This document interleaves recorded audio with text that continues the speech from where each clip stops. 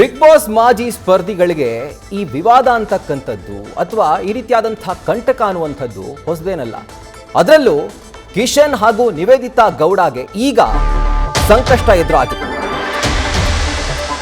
ಇವರ ವಿರುದ್ಧ ದೂರು ದಾಖಲಾಗಿದೆ. ವನ್ಯಜೀವಿ ಸಂರಕ್ಷಣಾ ಕಾಯ್ದೆಯ ಉಲ್ಲಂಘನೆ ಆರೋಪದಡಿಯಲ್ಲಿ ಇವರ ವಿರುದ್ಧ ಈಗ ದೂರು ದಾಖಲಾಗಿರುವಂಥದ್ದು.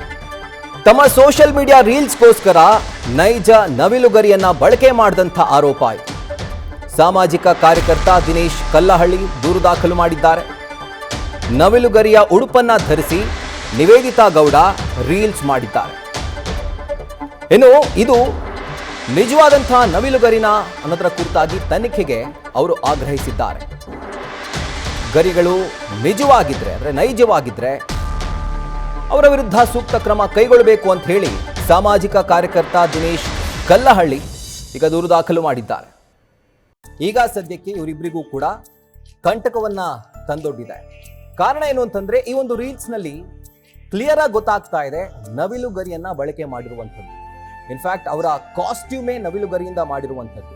ಸೊ ಈ ಒಂದು ಕಾಸ್ಟ್ಯೂಮ್ ನಿಜವಾದಂಥ ನವಿಲುಗರಿಗಳಿಂದ ಮಾಡಿದ್ರೆ ಇವರ ವಿರುದ್ಧ ಸೂಕ್ತ ಕ್ರಮ ಕೈಗೊಳ್ಳಬೇಕು ಅನ್ನುವಂಥ ಆಗ್ರಹವನ್ನ ಸಾಮಾಜಿಕ ಕಾರ್ಯಕರ್ತ ದಿನೇಶ್ ಕಲ್ಲಹಳ್ಳಿ ಮಾಡಿದ್ದಾರೆ.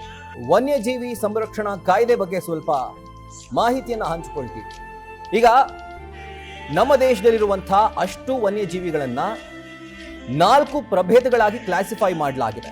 ಸೊ ಅದರಲ್ಲಿ ಹೈಯೆಸ್ಟ್ ಅಂತಂದ್ರೆ ಅತ್ಯಂತ ಹೆಚ್ಚು ರಕ್ಷಣೆ ಸಿಗುವಂಥದ್ದು ಬ್ಲ್ಯಾಕ್ ಬಕ್ ಆಗಿರ್ಬೋದು, ಹುಲಿಗಳು, ನವಿಲು, ಈ ರೀತಿಯಾಗಿ ಇದು highest possible level of legal protection ಅನ್ನ ಹೊಂದಿರುವಂತಹ ಜೀವಿಗಳು. ಈಗ ನಾನು ಮೆನ್ಷನ್ ಮಾಡಿದ್ರು, ಜೊತೆಗೆ ಕೆಲವೊಂದಷ್ಟು ಪ್ರಾಣಿಗಳಿದ್ದಾವೆ. ಇವುಗಳನ್ನ ಹಂಟ್ ಮಾಡುವಂಥದ್ದು, ಬೇಟೆ ಆಡುವಂಥದ್ದು ಅಥವಾ ಅಕ್ರಮವಾಗಿ ಸೆರೆ ಹಿಡಿಯೋದು ಕೂಡ ಕಾನೂನು ಪ್ರಕಾರ ದೊಡ್ಡ ಉಲ್ಲಂಘನೆ, ಅದರ ಜೊತೆಗೆ ಅಪರಾಧ. ಇವುಗಳನ್ನ ಸಾಕು ಪ್ರಾಣಿಗಳಾಗಿ ಇಟ್ಕೊಳ್ಳೋದು ಕೂಡ ಇಲ್ಲೀಗಲ್. ಸೊ ಏನಾಗುತ್ತೆ ಹಾಗಿದ್ರೆ 3 ರಿಂದ 7 ವರ್ಷಗಳ ಕಾಲ ಜೈಲು ಶಿಕ್ಷೆ ವಿಧಿಸಬಹುದು. ಸುಮಾರು 25,000ವರೆಗೂ ಕೂಡ ಫೈನ್ ಅನ್ನ ಹಾಕಬಹುದು. ಇದು 25,000ದಿಂದ ಶುರುವಾಗುತ್ತೆ. ಅದು ನ್ಯಾಯಾಧೀಶರ ವಿವೇಚನೆಗೆ ಬಿಟ್ಟಿರುವಂಥದ್ದು.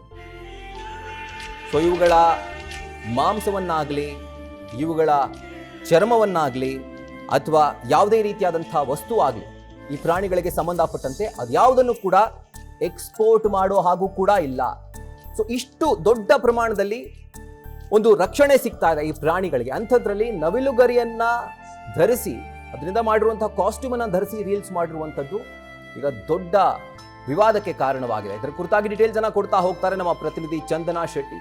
ಈಗ ಲೈವ್ ನಲ್ಲಿ ಜಾಯಿನ್ ಆಗ್ತಿದ್ದಾರೆ. ಚಂದನಾ, ಏನು ಬಿಗ್ ಬಾಸ್ ಮಾಜಿ ಸ್ಪರ್ಧಿಗಳಿಗೆ ವಿವಾದಗಳು ಹುಡ್ಕೊಂಡು ಹೋಗುತ್ತಾ ಅಥವಾ ಇವ್ರುಗಳೇ ವಿವಾದಗಳನ್ನ ಹುಡ್ಕೊಂಡು ಬರ್ತಾರಾ ಅಂತ?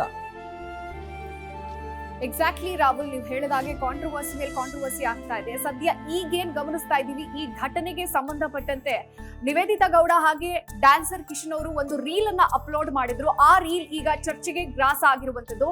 Peacock is a national bird. ಅದರ ಗರಿಯನ್ನ ಬಳಸಬೇಕು ಅಂದ್ರೆ ಕೆಲವೊಂದಿಷ್ಟು ಕಾನೂನು ನಿರ್ಬಂಧಗಳಿವೆ, ಕೆಲವೊಂದಿಷ್ಟು ಕನ್ಫರ್ಮೇಶನ್ ಅನ್ನ ಪಡ್ಕೋಬೇಕು. ಆದ್ರೆ ಅವರು ಭಾರಿ ಪ್ರಮಾಣದಲ್ಲಿ ಗರಿಗಳನ್ನ ಬಳಸಿ ಉಡುಪನ್ನ ತಯಾರು ಮಾಡಿ ಆ ರೀಲ್ ನ ಮಾಡಿರುವಂತದ್ದು, ಅದನ್ನ ಸೋಷಿಯಲ್ ಮೀಡಿಯಾಗೆ ಅಪ್ಲೋಡ್ ಮಾಡಿರುವಂತದ್ದು.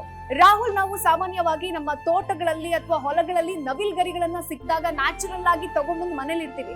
ಆದ್ರೆ ಈ ವಿಚಾರ ಯಾಕೆ ಚರ್ಚೆ ಆಗ್ತಾ ಇದೆ ಅಂದ್ರೆ ಅವರು ಭಾರಿ ಪ್ರಮಾಣದಲ್ಲಿ ಇಡೀ ನವಿಲ್ ಗರಿಯಿಂದಾನೇ ಕಾಸ್ಟ್ಯೂಮ್ ಅನ್ನ ಡಿಸೈನ್ ಮಾಡಿರುವಂತದ್ದು. ಅದು ನಿಜ ಆಗಿದ್ರೆ ಇಬ್ಬರಿಗೂ ಕೂಡ ಕಾನೂನು ಸಂಕಷ್ಟ ತಪ್ಪಿದ್ದಲ್ಲ. ಸದ್ಯ ಈಗ ಸಾಮಾಜಿಕ ಕಾರ್ಯಕರ್ತ ದಿನೇಶ್ ಕಲ್ಲಹಳ್ಳಿ ಅವರು ಕಗ್ಗಲೀಪುರ ಅರಣ್ಯ ಇಲಾಖೆಗೆ ದೂರನ್ನ ಕೊಟ್ಟಿರುವಂತದ್ದು. ಆ ದೂರಿನ ಪ್ರಕಾರ ಅವರು ನಿಜವಾಗ್ಲೂ ಅಂದ್ರೆ ನೂರಾರು ನಿಜವಾದ ನವಿಲು ಗರಿಗಳನ್ನ ಬಳಸ್ಕೊಂಡು ಉಡುಪನ್ನ ಧರಿಸಿ ರೀಲ್ ಅನ್ನ ಮಾಡಿ ಸೋಷಿಯಲ್ ಮೀಡಿಯಾಗೆ ಅಪ್ಲೋಡ್ ಮಾಡಿದ್ದಾರೆ. ಹಾಗಾದ್ರೆ ಅದು ನಿಜ ಆಗಿಲ್ದೇ ಇದ್ರೆ ಆ ಗರಿಗಳು ಎಲ್ಲಿಂದ ಬಂದ್ವು, ಅದನ್ನ ಖರೀದಿ ಮಾಡಿದ್ದು ಯಾವ ಸಂಸ್ಥೆಯಿಂದ, ಯಾವ ವ್ಯಕ್ತಿಯಿಂದ ಅಷ್ಟು ಭಾರಿ ಪ್ರಮಾಣದ ನವಿಲು ಗರಿಗಳನ್ನ ಅವರು ಪರ್ಚೇಸ್ ಮಾಡ್ತಾರೆ? ಆ ಗರಿಗಳು ನಿಜಾನ ಅಥವಾ ಅದು ಏನು ಆರ್ಟಿಫಿಷಿಯಲ್ ನವಿಲುಗರಿಗಳ ಅಥವಾ ಈ ರಾಜ್ಯದಲ್ಲಿ ಅವರು ಖರೀದಿ ಮಾಡಿದ್ದ ಅಥವಾ ಬೇರೆ ರಾಜ್ಯದಲ್ಲಿ ಅವರು ಖರೀದಿ ಮಾಡಿಕೊಂಡು ಕಾಸ್ಟ್ಯೂಮ್ ಅನ್ನ ಡಿಸೈನ್ ಮಾಡಿದ್ದ, ಇದೆಲ್ಲವೂ ಕೂಡ ತನಿಖೆ ಆಗ್ಬೇಕು ಅಂತ ಅವರು ದೂರಿನ ಪ್ರತಿಯಲ್ಲಿ ಉಲ್ಲೇಖ ಮಾಡಿರುವಂತದ್ದು. ವನ್ಯಜೀವಿ ಸಂರಕ್ಷಣಾ ಕಾಯ್ದೆ 1972ರ ಪ್ರಕಾರ ನವಿಲುಗರಿಗಳನ್ನ ಬಳಸೋದು ಕಾನೂನುಬದ್ಧವಾಗಿ ನಿರ್ಬಂಧ. ಆದ್ರೆ ಇನ್ ಕೇಸ್ ಇವರು ಬಳಸಿರೋ ನವಿಲುಗರಿಗಳು ನಿರ್ಬಂಧ ಅಂದ್ರೆ ನಿಜವಾದ ನವಿಲುಗರಿ ಆಗಿದ್ದಲ್ಲಿ ನೀವು ಹೇಳ್ತಾ ಇದ್ರಲ್ಲ ಏನ್ ಶಿಕ್ಷೆ ಪ್ರಮಾಣ ವಿಧಿಸ್ತಾರೆ, ಅಂತ ಕಾನೂನು ಸಂಕಷ್ಟ ಎದುರಾಗೋದ್ರಲ್ಲಿ ಎರಡು ಮಾತಿಲ್ಲ ಅಂತಾನೆ ಹೇಳ್ಬೋದು. Rahul. Right Chandana, thank you ಡೀಟೇಲ್ಸ್ಗೆ.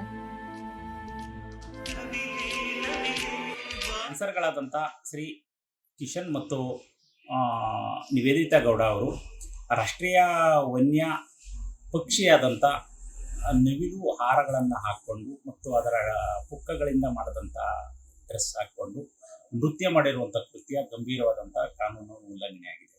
ವನ್ಯಜೀವಿ ಸಂರಕ್ಷಣೆ ಕಾಯ್ದೆ 1972ರ ಶೆಡ್ಯೂಲ್ 2ರ ಅಡಿಯಲ್ಲಿ ಬರುವಂಥ ನವಿಲನ್ನು ಹತ್ಯೆ ಮಾಡಿ ಅದರಿಂದ ತಯಾರಿಸಿದಂಥ ಬಟ್ಟೆಗಳನ್ನು ಹಾಕಿ ನೃತ್ಯ ಮಾಡಿ ಅವರ ಸಾಮಾಜಿಕ ಜಾಲತಾಣಗಳಲ್ಲಿ ಅಪ್ಲೋಡ್ ಮಾಡಿರುವಂಥ ಪ್ರಕರಣಕ್ಕೆ ಸಂಬಂಧಪಟ್ಟಂತೆ ನಾನಿವತ್ತು ಗೌರವಾನ್ವಿತ ರಾಜ್ಯದ ಮುಖ್ಯ ವನ್ಯಜೀವಿ ಪರಿಪಾಲಕರ ಕಚೇರಿಗೆ ಒಂದು ದೂರನ್ನು ನೀಡಿ ಸಮಗ್ರ ಪ್ರಕರಣವನ್ನು ಸಮಗ್ರವಾದಂಥ ತನಿಖೆ ನಡೆಸಬೇಕು, ಜೊತೆಗೆ ಈ ಪ್ರಕರಣದ ಬಗ್ಗೆ ದೂರನ್ನು ದಾಖಲಿಸಿ ಹತ್ಯೆ ಎಲ್ಲಿ ಮಾಡಲಾಗಿದೆ, ನವಿಲುಗಳನ್ನು ಎಲ್ಲಿ ಕೊಲ್ಲಲಾಗಿದೆ, ಯಾವ ಅಂಗಡಿಯಲ್ಲಿ ಮಾರಾಟ ಮಾಡಲಾಗಿದೆ ಎಂಬುದರ ಬಗ್ಗೆ ಸಮರ್ಪಕವಾಗಿ ತನಿಖೆ ನಡೆಸಬೇಕಂತ ಹೇಳಿ ದೂರು ನೀಡಿದ್ದೇನೆ. ಇವತ್ತು ಇಡೀ ರಾಷ್ಟ್ರದಲ್ಲಿ ವನ್ಯಪ್ರಾಣಿಗಳ ಬಗ್ಗೆ ಸಂಪೂರ್ಣವಾಗಿ ವನ್ಯಜೀವಿಗಳು ಮತ್ತು ವನ್ಯಪ್ರಾಣಿಗಳ ಬಗ್ಗೆ ಅರಿವು ಮೂಡಿಸ್ತಾ ಇರುವಂಥ ಇಂಥ ಸಂದರ್ಭದಲ್ಲಿ ಇವರು ಸಾರ್ವಜನಿಕ ಜೀವನದಲ್ಲಿರುವಂಥ ಜೊತೆಗೆ ಸೋಷಿಯಲ್ ಮೀಡಿಯಾದಲ್ಲಿ ಸಹಸ್ರಾರು ಮಂದಿ ಈ ಫಾಲೋವರ್ಸ್ ಇರುವಂಥ ಇವರು ನವಿಲುಗರಿ ಹಾರ ಮತ್ತು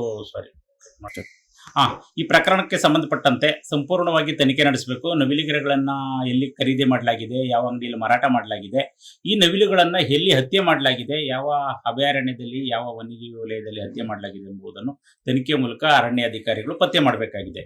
ಈ ಪ್ರಕರಣಕ್ಕೆ ಸಂಬಂಧಪಟ್ಟಂತೆ ನಾನು ಈಗಾಗಲೇ ರಾಜ್ಯದ ಮುಖ್ಯ ವನ್ಯಜೀವಿ ಪರಿಪಾಲಕರಿಗೆ ಜೊತೆಗೆ PCCF ವೈಲ್ಡ್ ಲೈಫ್ ಅವರಿಗೆ ಒಂದು ದೂರನ್ನು ನೀಡಿ ಸೂಕ್ತ ಕಾನೂನು ಕ್ರಮಕ್ಕೆ ಒತ್ತಾಯ ಮಾಡಿದ್ದೇನೆ. ಅಧಿಕಾರಿಗಳು ಈಗಾಗಲೇ 2 ರಿಂದ 3 ದಿನಗಳಾಗಿದ್ರೂ ಕೂಡ ಇದರ ಬಗ್ಗೆ ಯಾವುದೇ ರೀತಿಯಾದಂಥ ಕಾನೂನು ಕ್ರಮ ಕೈಗೊಳ್ಳದೇ ಇರುವಂಥ ವಿಪರ್ಯಾಸವೇ ಸರಿ. ವನ್ಯಜೀವಿ ಸಂರಕ್ಷಣಾ ಕಾಯ್ದೆ 1972 ಶೆಡ್ಯೂಲ್ 2ರಲ್ಲಿ ಬರುವಂಥ ಈ ನವಿಲನ್ನು ಈಗಾಗಲೇ ಹತ್ಯೆ ಮಾಡಿರುವಂಥ ಪ್ರಕರಣಕ್ಕೆ ಸಂಬಂಧಪಟ್ಟಂತೆ ಅಧಿಕಾರಿಗಳು ಯಾವ ಪ್ರಕರಣವನ್ನು ದಾಖಲಿಸಿಕೊಳ್ಳದೇ ಇರುವಂಥದ್ದು ನೋಡಿದ್ರೆ ಎಲ್ಲೋ ಒತ್ತಡಕ್ಕೆ ಮಾಡದಿರುವಂಥ ಸಾಧ್ಯತೆಗಳಿದೆ ಅಂತೇಳಿ ಈ ಸಂದರ್ಭದಲ್ಲಿ ನಾನು ಹೇಳಕ್ಕೆ ಬಯಸ್ತೇನೆ. ಹಾಗಾಗಿ ಸರ್ಕಾರ ಈ ಕೂಡಲೇ ಗಂಭೀರವಾಗಿ ಈ ಪ್ರಕರಣವನ್ನು ಪರಿಗಣಿಸಿ ಸೂಕ್ತ ಕಾನೂನು ಕ್ರಮ ಕೈಗೊಳ್ಳಬೇಕು ಅಂತೇಳಿ ನಾನು ಈ ಸಂದರ್ಭದಲ್ಲಿ ಒತ್ತಾಯ ಮಾಡ್ತೇನೆ. ನ್ಯೂಸ್ ಫಸ್ಟ್ ನಿರ್ಭೀತಿಯಿಂದ ನಿಮ್ಮ ಪರವಾಗಿ.